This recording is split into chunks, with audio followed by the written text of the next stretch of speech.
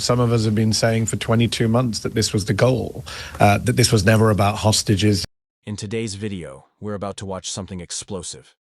Mehdi Hasan absolutely schooling a British reporter who thought he could spin the ongoing crisis in Gaza. But Mehdi doesn't just debate. He exposes the uncomfortable truth about Israel, Netanyahu, and the brutal reality unfolding on the ground. This isn't just another political back and forth. This is one of those rare moments where every word matters, where every claim gets ripped apart with facts, and where the excuses finally collapse under the weight of reality. Before we dive into the full story, comment where you're watching from. And don't forget to like and subscribe so you don't miss the next one. All right, let's get into it. Watch closely, because this clash speaks volumes about how the truth on Gaza is being twisted, and why voices like Mehdi Hasan's are so necessary right now. I mean, I would say don't be surprised by these reports. Some of us have been saying for 22 months that this was the goal, that this was never about hostages, this was never an anti-terror operation. This was an excuse by the Israeli far right, which controls the Israeli government right now, to use the horror show, the massacres, the war crimes of October the 7th, to go back into Gaza and take back the land. It's always been about the land for these folks. And they're not hiding it. They've been saying it for months. And now Netanyahu's saying what his own cabinet ministers have been saying for months. Every time I came on a show like this and cited a cabinet minister, someone from the pro-Israel side would say, well, they're not the prime minister, they're not the main person, they're not in the war cabinet. Well, now you've got Netanyahu being quoted by security sources saying that this is the plan. They're doing it. They have a green light from the president of the United States. And this is what many of us warned about and worried about. I guess part of the answer, or could be, unless you're right, that the whole aim was to reoccupy Gaza, that if Hamas were to release the hostages, there would be, one would have thought, no logical need to go and reoccupy the whole of Gaza until they do.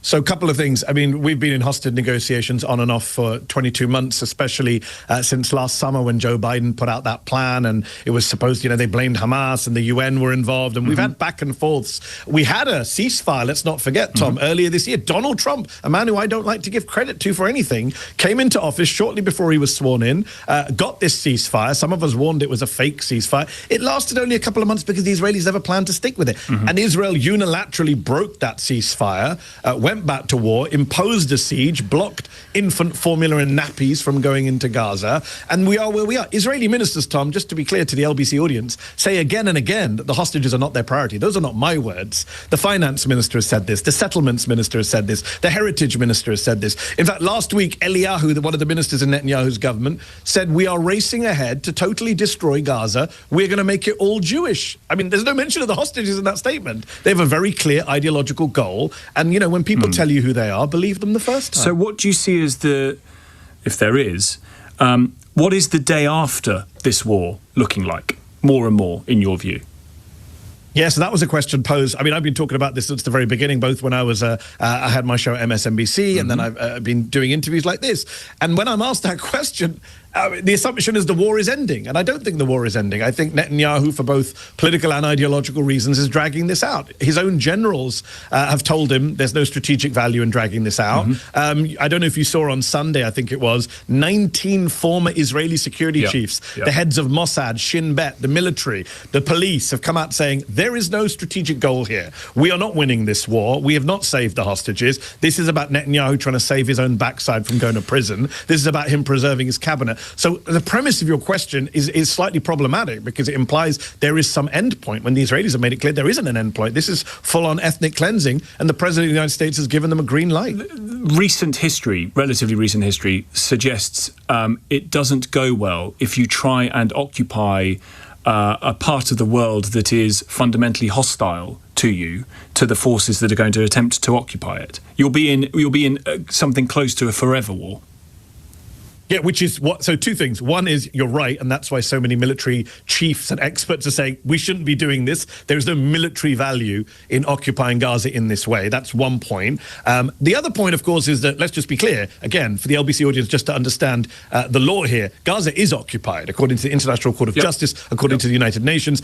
Even though the Israelis pulled out their, even though the Israelis pulled out their settlers in 2005, they removed the settlements from Gaza. They controlled Gaza's air, land borders, borders, waters, who goes in and out, what goes in and out. So that's what the Gazans have been under for a siege for a while. Both Gaza and the West Bank are occupied under international law. What Netanyahu is proposing to do now is going an extra further and annexing Gaza, making Gaza part of Israel. And of course, here's the key point, which is what the world cannot tolerate, I hope, which is ethnically cleansing 2 million people from Gaza. I mean, I'm old enough to remember the Balkans, Tom. Like, ethnic cleansing in Europe was seen as the greatest crime since World War II. The Serbs were the bad guys. Milosevic went to The Hague. This is what Israel's doing now on steroids. One would have to disagree with your premise that this was the goal from the start in order to argue this, but let's, for argument's sake, walk it through. Yep. Okay. That if Hamas were to surrender and were to disarm, there would be no need, in theory, for Israel to worry about the security threat coming from Gaza if the organisation that committed terrorist atrocities on October the 7th ceased to exist. Yeah, but I mean, if it ceased to exist, sure, but like, that's not how international politics works, right? You can't just fantasize a solution and make it happen. They do exist, right? They do exist. They are fighting. They haven't been destroyed by Israel. I mean, Israel's failed in its own goals of destroying Hamas. If that's a goal you support as an Israeli or supporter of Israel, it hasn't happened. That's why these 19 security chiefs are speaking out. The 19 security chiefs who are speaking out, the former heads of Mossad, they're not pro-Hamas, Tom, are they? They're not someone. Sure. No one would accuse any of them. They're saying that this is a war that isn't working, right? If anything, it's helping Hamas. Some of us said this on October 8th, 9th, 10th, 2023. If you do this, all you're doing is you are perpetuating the violence. If you kill thousands of Palestinians, leave thousands of Palestinian children orphaned, what do you think they're going to do other than join Hamas? If you destroy Hamas, you don't think...